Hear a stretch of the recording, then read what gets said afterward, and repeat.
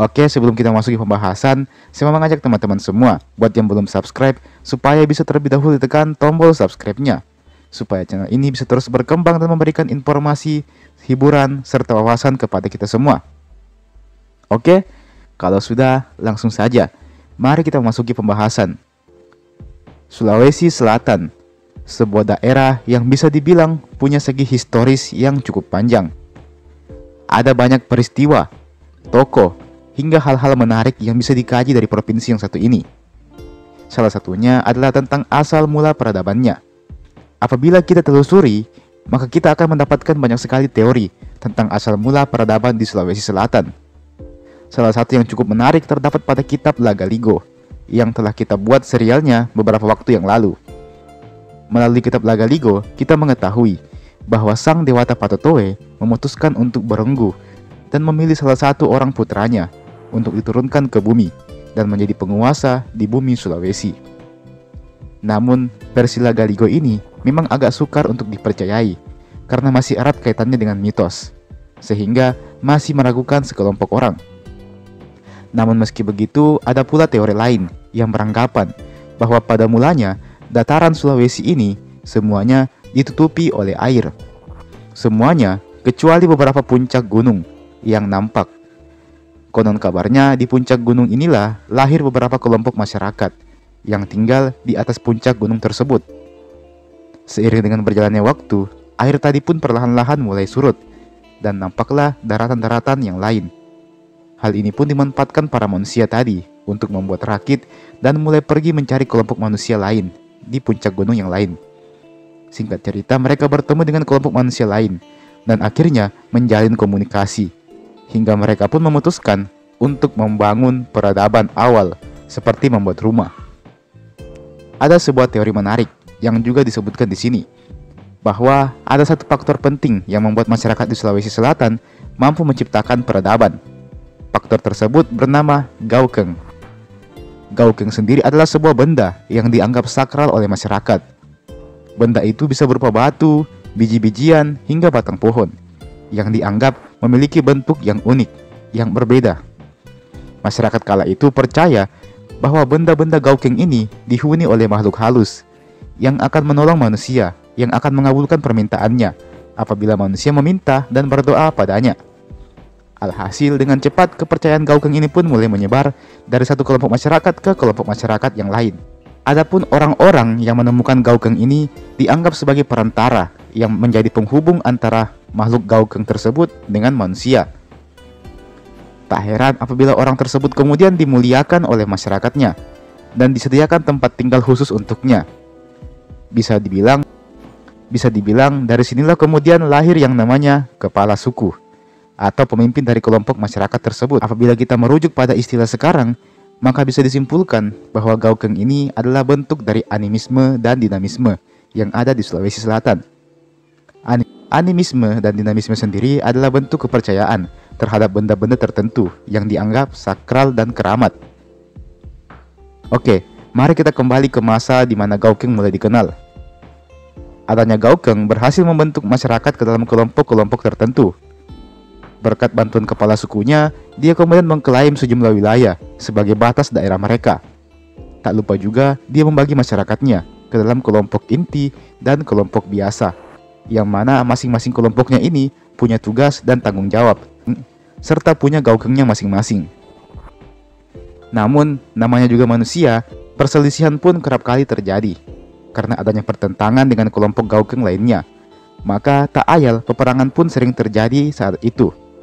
Peperangan ini menjadikan masyarakat di Sulawesi Selatan kacau berantakan. Namun percaya atau tidak, kekacauan ini akhirnya berhasil mereda setelah datangnya orang-orang yang dianggap turun dari langit.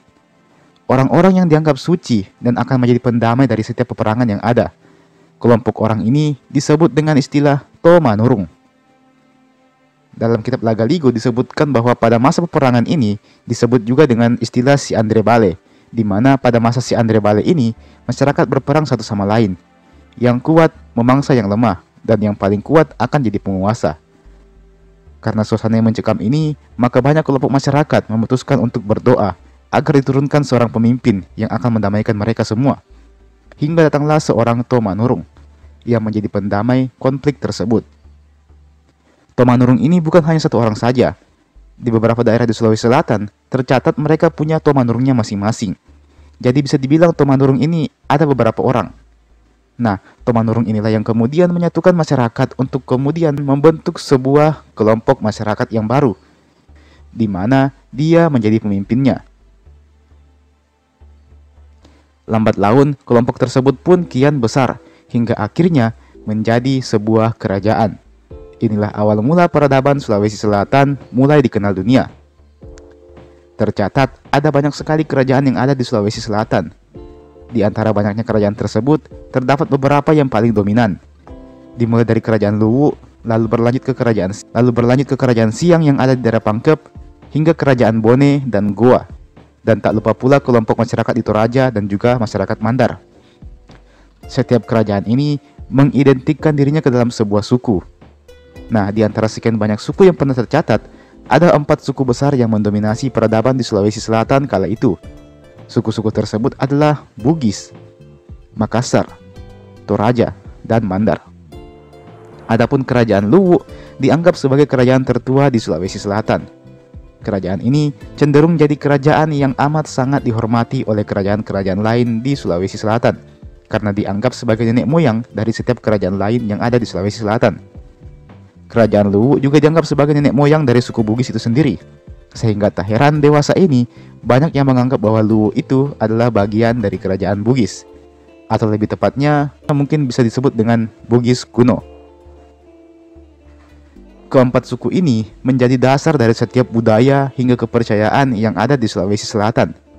Suku-suku ini saling mengembangkan pengaruh dan dominasinya. Dan dari hal inilah kemudian lahir berbagai macam kebudayaan yang menjadi pembeda dari setiap suku-suku yang ada.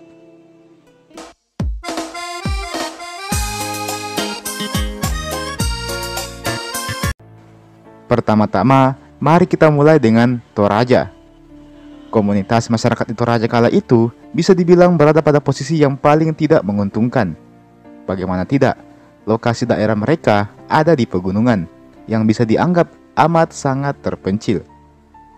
Masyarakat sangat kesulitan untuk pindah atau pergi ke komunitas suku lain, karena lokasi Toraja yang didominasi oleh pegunungan. Selain itu, Toraja sendiri juga tidak pernah menyatukan diri mereka dalam sebuah bentuk kepemimpinan. Mereka tidak membentuk suatu kerajaan, kemudian memilih seorang pemimpin. Mereka hanya hidup berdasarkan kemauan mereka sendiri. Meski demikian, konferensi Toraja pernah dilakukan. Konferensi tersebut bernama Talu Lembangna, alias 3 perahu. 3 perahu ini mewakili Makale, Mangkendek, dan Sangala. Namun sayangnya, konferensi ini tidak bertahan lama. Pernah juga masyarakat Toraja bergabung menjadi satu. Kala itu saat Toraja sedang berada dalam invasi kerajaan Bugis. Beruntung kala itu, Toraja berhasil mengusir kelompok Bugis. Dan segera setelah ancaman berlalu, Toraja pun kembali melebur seperti sebelum-sebelumnya. Mereka kembali hidup masing-masing tanpa adanya suatu pemerintahan yang sah. Hal yang sama juga dapat kita jumpai pada kelompok suku Mandar, di mana suku Mandar juga dikenal sebagai suku yang bebas. Mereka tidak menyatukan diri mereka dalam sebuah pemerintahan. Hanya ada kelompok-kelompok kecil saja yang dapat kita temui di suku Mandar. Meski demikian, baik Mandar maupun Toraja sama-sama diuntungkan dengan kebebasan itu. Tidak adanya pemimpin resmi yang membawahi mereka menjadikan masyarakat di Toraja dan Mandar bisa hidup bebas tanpa tekanan dari pihak penguasa. Mereka hidup bebas sesuai dengan kemauan mereka, tanpa harus tunduk patuh kepada seseorang yang dianggap penguasa. Fenomena ini juga menjadikan Mandar dan Toraja cenderung damai pada saat itu. Berbeda halnya dengan suku Bugis dan Makassar. Dua suku ini nampak sangat superior. Keduanya mendominasi setiap wilayah yang ada di Sulawesi Selatan. Baik suku Bugis maupun Makassar masing-masing mendirikan berbagai kerajaan mereka sendiri. Mereka kemudian saling berlomba-lomba untuk menyebarkan pengaruh. Tak heran apabila kita sering menyaksikan perang antara suku Bugis dan Makassar kala itu. Kerajaan yang satu akan menyerang kerajaan yang lain. Kemudian kerajaan yang kalah harus bergabung dan menjadi bawahan dari kerajaan yang menang. Kala itu, kerajaan yang kalah masih menerima atau masih diberikan hak untuk menjalankan budaya dan adat istiadat mereka. Karena pada waktu itu, Gaukeng masih sangat dihormati. Pun halnya dengan Tomanurung yang memimpin suatu daerah. Mereka dihormati karena status kebangsawanannya. Alhasil, kerajaan taklukan pun dibolehkan untuk menjalankan tradisinya, dan pemimpinnya tetaplah seorang Tomanurung atau keturunannya. Menurut kepercayaan orang-orang Sulawesi Selatan, apabila sebuah kerajaan telah berdiri, maka pemimpinnya haruslah dari keturunan bangsawan. Dan apabila bangsawan tersebut meninggal dunia, maka anaknya atau garis keturunannya lah yang akan menggantikannya. Hal ini berlangsung secara terus-menerus, dan tak ada satupun yang mengubah kebudayaan ini. Karena menurut kepercayaan orang dulu, apabila kepemimpinan suatu kerajaan coba untuk diambil alih oleh orang luar, maka malapetaka akan terjadi dan menimpa mereka semua. Gaukeng tersebut dianggap akan marah dan murka. Selain itu, sang dewata Padatoe pun juga akan murka dan menjadikan mereka semua binasa. Kepercayaan ini begitu disakralkan hingga mengakibatkan banyak wilayah di Sulawesi Selatan yang sejatinya dikuasai oleh kerajaan lain, namun tetap berdiri dan menjalankan budayanya masing-masing, tanpa harus ikut berubah mengikuti budaya dari kerajaan lain yang telah menaklukkan mereka. Hanya saja, mereka tidak akan berdaya dalam urusan politik pemerintahan, karena mereka telah menjadi bawahan dari kerajaan yang lebih kuat, yang telah menaklukkan mereka sebelumnya. Pada akhirnya, pemimpin kerajaan tersebut hanya menjadi boneka saja, karena keputusan utamanya jelas ditentukan oleh raja yang telah menaklukkan kerajaan tersebut. Adanya praktik saling menyebarkan wilayah kekuasaan ini tak ayal menjadikan wilayah di Sulawesi Selatan selalu identik dengan peperangan. Di awal-awal ada kerajaan Luwu yang mendominasi Sulawesi Selatan. Lalu kemudian bangkitlah kerajaan-kerajaan lain seperti Bone dan Goa yang saling berlomba untuk menyebarkan kekuasaannya satu sama lain. Namun, ada satu hal penting yang menjadi dasar dari setiap tindakan budaya masyarakat, utamanya pada suku Bugis dan Makassar. Satu hal penting ini seringkali jadi penyebab perdamaian, namun sering pula jadi penyebab kekacauan dan peperangan. Hal tersebut bukanlah sebuah benda, melainkan sebuah pemikiran, sebuah filosofi, sebuah aturan, dan sebuah prinsip hidup yang bernama Siri Napace.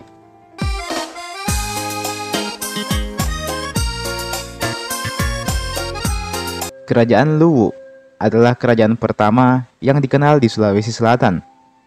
Tak heran, banyak teori yang beranggapan kalau kerajaan Luwu ini adalah nenek moyang dari peradaban dan kerajaan lain yang ada di Sulawesi Selatan. Salah satu yang paling sering dikaitkan adalah peradaban suku Bugis itu sendiri. Terdapat sebuah kontroversi atau perdebatan di kalangan ilmuwan mengenai kapan masa dominasi kerajaan Luwu ini dimulai. Ada yang beranggapan bahwa masa kejayaan Luwu ini dimulai sejak abad ke-10. Dan ada juga yang beranggapan bahwa kerajaan Luwu mulai mengalami kejayaan di abad ke-9. Abad di mana lirik Lagaligo mulai dibuat. Luwu sendiri memang adalah kerajaan besar dulunya. Luwu dianggap sebagai kerajaan pertama yang berevolusi di Sulawesi Selatan. Meski begitu, sejarah terkait tentang kerajaan Luwu ini memang masih bisa dibilang terbatas. Tidak ada yang mengetahui secara pasti di mana pusat dari kerajaan Luwu kuno ini. Ada yang menyebutkan bahwa pusatnya ada di daerah antara Pantai Wotu dan Malili. Serta ada pula yang menyebutkan bahwa pusat kerajaan Luwu dulunya berada di sekitar Sungai Cerekang. Salah satu alasannya adalah karena di Lagaligo terdapat sebuah istilah yang bernama Gunung Besi, yang dimana apabila kita melihat kondisi sekarang, memang daerah tersebut kaya akan besi atau nikel, dengan Malili sebagai pusatnya. Memang dulunya masyarakat kerap kali memperoleh besi di dekat Danau Matano. Keberadaan gunung besi di masa itu menjadikan Luwu mampu mengembangkan perdagangan dengan kerajaan-kerajaan lain, utamanya dengan kerajaan di Pulau Jawa. Orang Jawa sendiri termasuk suka dengan besi dari Luwu, di mana besi tersebut banyak mengandung nikel yang baik untuk digunakan dalam membuat keris, sebuah senjata pusaka yang banyak digunakan oleh penduduk di Nusantara. Bahkan, sebuah teks dari kitab Naga Kertagama menyebutkan bahwa Luwu adalah tanah jajahan Majapahit. Meski begitu, memang tidak diketahui secara pasti apakah Luwu benar adalah bawahan Majapahit atau tidak. Satu hal yang pasti, kerajaan Luwu telah menemukan konsumen utama mereka pada waktu itu. Dengan lancarnya perdagangan nikel antara Luwu dan sejumlah kerajaan di Jawa, maka hal itu menjadikan kerajaan Luwu semakin maju kala itu. Selain itu, banyaknya inspirasi dari kerajaan Majapahit disinyalir juga turut membantu kerajaan Luwu untuk mampu mendominasi Sulawesi Selatan pada saat itu. Hubungan Luwu dengan kerajaan luar nyatanya tidak terbatas hanya sampai Jawa saja. Dalam kitab Lagaligo, kita tahu bersama bahwa Sauri Gading bersama krunya dulu berlayar ke berbagai daerah, ke berbagai tempat. Beberapa tempat tersebut antara lain Bima, Ternate, Aceh, Malaysia, Singapura, hingga pantai Coromandel di India. Meski begitu luas hubungan yang dibangun oleh kerajaan Luwu dengan kerajaan-kerajaan luar, namun sedikit sekali sumber tertulis yang dapat dijadikan sebagai rujukan dalam menguak sejarah kerajaan Luwu ini. Satu-satunya sumber yang paling sering digunakan orang adalah pada naskah Ilagaligo. Namun, sekalipun naskah ini punya nilai magis di dalamnya, namun untuk dijadikan sebagai sebuah patokan sejarah, memang masih agak meragukan, karena naskah Lagaligo lebih kepada berbentuk syair yang bermakna ambigu. Kerajaan Luwu diperkirakan mencapai puncak kejayaannya pada masa abad ke-10 hingga abad ke-16. Setelah Luwu, muncullah sebuah kerajaan baru yang dikenal dengan nama Kerajaan Siang. Kerajaan Siang pertama kali tercatat dalam sebuah sumber Eropa, yakni sebuah peta dari Portugis, yang mana dalam peta tersebut tergambar sebuah daerah yang bernama Siang. Kerajaan Siang sendiri juga dianggap sebagai salah satu kerajaan terbesar yang pernah menghuni Sulawesi Selatan. Kerajaan ini dulunya berada di daerah Pangkajene Kepulauan. Kerajaan Siang dianggap sebagai kerajaan yang lebih dulu berjaya, sebelum akhirnya kerajaan Goa dan Taldo menunjukkan dominasinya. Seorang pedagang Portugis bernama Antonio de Paipa menceritakan kisahnya ketika dia tiba di Nusantara. Dia menuliskan bahwa dia sempat singgah di 3 tempat dalam petualangannya mencari kayu cendana. 3 daerah yang dia maksud adalah Supa, Siang, dan Goa. Dia berkomentar bahwa Goa adalah sebuah kota yang besar yang pernah menjadi bawahan dari kerajaan Siang. Kerajaan Siang sendiri diperkirakan berpenduduk sekitar 40.000 jiwa. Kerajaan ini memiliki sumber daya yang terbilang melimpah. Mereka bahkan selalu mensuplai makanan kepada kerajaan Malaka. Kerajaan Siang dianggap sebagai kerajaan yang berjaya di abad ke-14 hingga abad ke-16. Kejayaan kerajaan Siang ini tak terlepas dari posisinya yang menjadi pusat perdagangan kala itu. Sayangnya, dominasi kerajaan Siang ini mulai terlihat melemah di pertengahan abad ke-16, di mana kerajaan Goa mulai menunjukkan tajinya. Dan semenjak lahirnya kekuatan baru bernama Goa, kerajaan Siang pun mulai kesulitan untuk bersaing. Ditambah lagi dengan adanya perpecahan yang terjadi di kerajaan Goa, yang menjadikan kerajaan Tallo resmi berdiri. Hal ini membuat kerajaan Siang semakin kesulitan untuk bersaing, karena persaingan terlalu kuat antara kerajaan Goa dan Tallo. Persaingan antara Goa dan Tallo pun secara tidak langsung menjadikan kerajaan Siang makin redup dan terlupakan, sebelum akhirnya benar-benar mati di akhir abad ke-16.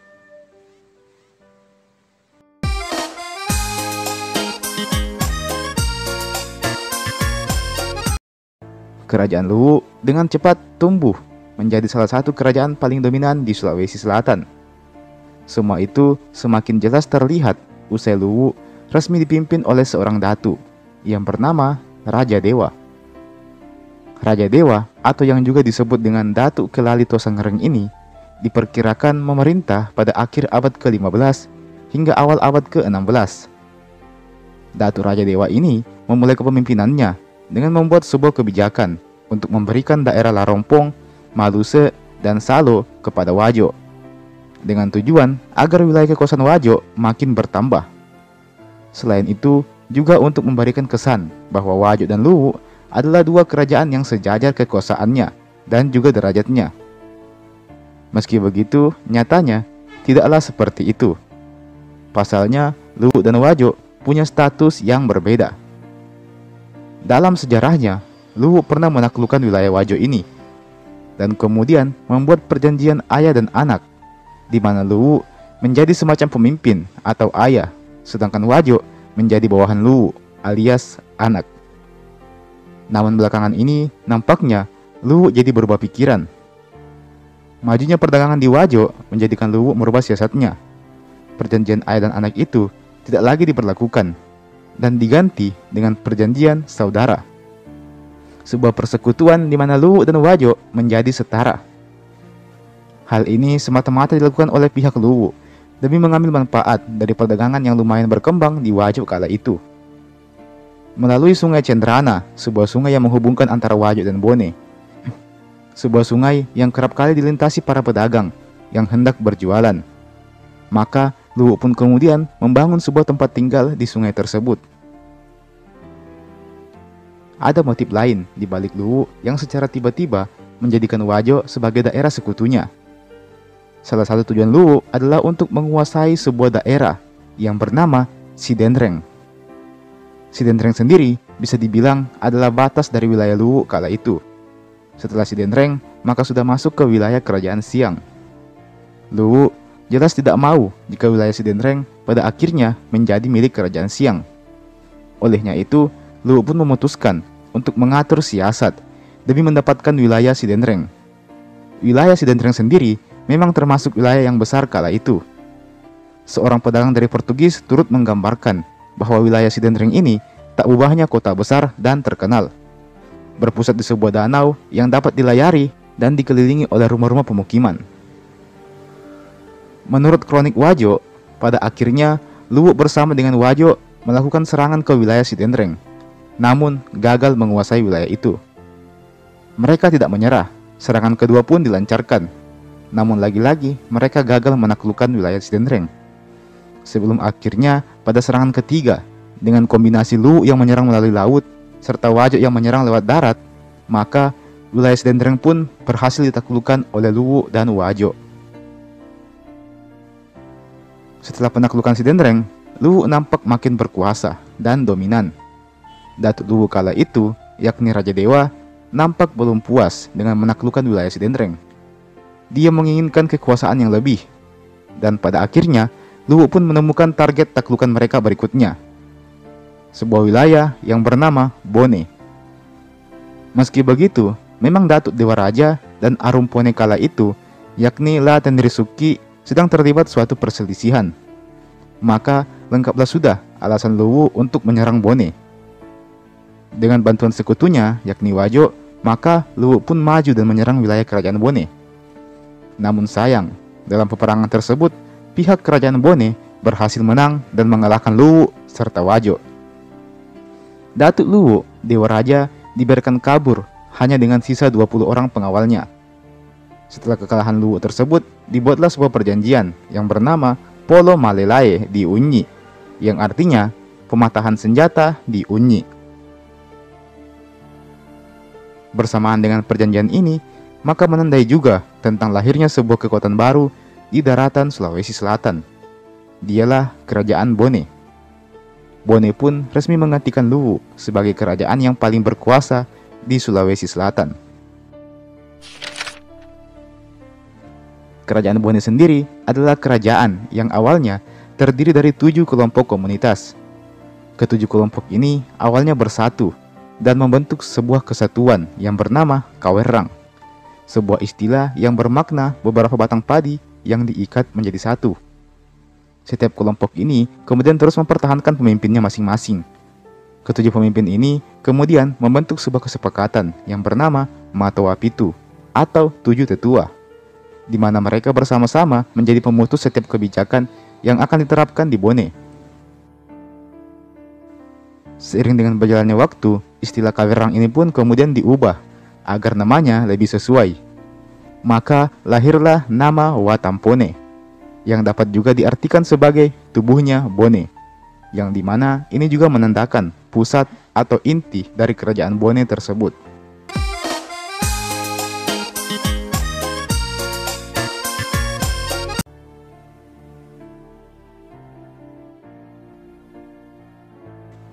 Kerajaan Bone bisa dibilang memulai cerita kerajaannya tepat setelah akhir dari kisah Ila Galigo. Sama halnya dengan kerajaan lain di Sulawesi Selatan, kerajaan Bone juga awalnya dipimpin oleh seorang Tomanurung. Tomanurung di Bone ini dianggap sebagai orang yang memberikan kedamaian di wilayah Bone setelah sebelumnya Bone berada dalam masa kekacauan, atau lebih populer dengan istilah si Andre Bale. Hadirnya seorang Tomanurung kemudian berhasil menghentikan kekacauan itu semua dan mengubahnya menjadi masa yang penuh dengan kedamaian.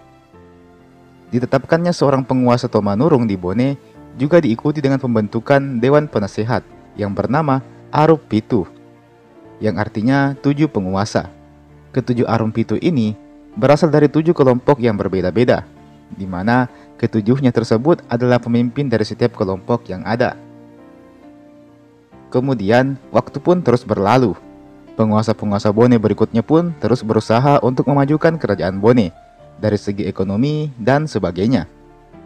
Salah satu yang banyak disanjung adalah Raja Bone yang ketiga, yang bernama Lawaliwu Karampeulua. Beliau disanjung karena usahanya dalam meningkatkan jumlah tanah garapan sehingga rakyat bisa mendapatkan keuntungan lebih dari sektor pertanian. Selain itu, beliau juga dikenal sebagai raja yang pandai, baik dalam urusan pemerintahan hingga dalam wawasan dan pengetahuannya. Adapun Raja Bone pertama yang melakukan interaksi dengan kerajaan lain adalah La Tenrisuki, yang memimpin di sekitaran abad ke-15. Sebagaimana yang kita bahas sebelumnya, La Tenrisuki inilah sosok yang berjasa untuk mengusir Luwu dan Wajo kala hendak menginvasi kerajaan Bone. Sebuah prestasi yang besar tentunya untuk Raja Bone yang satu ini. Nah, tahukah kalian kalau tak lama setelah itu, baik Luwu maupun Wajo kembali melancarkan serangan ke Bone. Namun lagi-lagi, Luwu dan Wajo berhasil dipukul mundur oleh Bone. Sebenarnya bukan cuma Bone saja. Sejatinya kala itu, Bone mendapatkan bantuan dari kerajaan lain. Dan kerajaan tersebut adalah Goa. Ya, kita tahu bersama kalau Goa dan Bone adalah dua kerajaan yang tidak begitu akrab dari segi sejarah. Sejarah panjang keduanya bahkan menjadi yang paling banyak dibahas di buku-buku sejarah Sulawesi. Meski begitu, ternyata meskipun kedua kerajaan ini agak sering berselisih, namun ternyata kedua kerajaan ini pernah menjadi sekutu untuk memerangi Luwu dan juga Wajo. Lantas, apa yang terjadi kemudian? Ternyata, bagi Goa sendiri, bersekutu dengan Bone hanyalah langkah awal dari rencana mereka. Nyatanya, kerajaan Goa juga punya ambisi yang sama dengan Luwu ataupun Bone. Ambisi untuk menjadi yang terkuat di Sulawesi Selatan. Ambisi untuk menaklukkan seluruh kerajaan lain dan memaksanya untuk tunduk kepada kerajaan Goa. Kerajaan Goa sendiri juga tumbuh dengan cara yang mirip dengan kerajaan Bone. Awalnya di Goa terdapat 9 komunitas yang bernama Bate Salapang atau 9 bendera. Ke-9 komunitas ini bergabung menjadi satu kesatuan, meskipun memang ada beberapa komunitas yang dipaksa untuk bergabung. Namun pada akhirnya, dari 9 komunitas ini lahirlah kerajaan Goa. Setelah kerajaan Goa berdiri, diceritakan juga tentang sosok Tomanurung yang turun di kerajaan Goa. Namun kabarnya, sebelum Tomanurung ini datang, sudah ada 4 orang terlebih dahulu yang menjadi penguasa di kerajaan Goa. Di antara 4 orang tersebut, hanya satu yang namanya disebutkan, dan dia adalah Batara Guru. Sosok yang diceritakan di Ila Galigo sebagai raja pertama di kerajaan Luwu.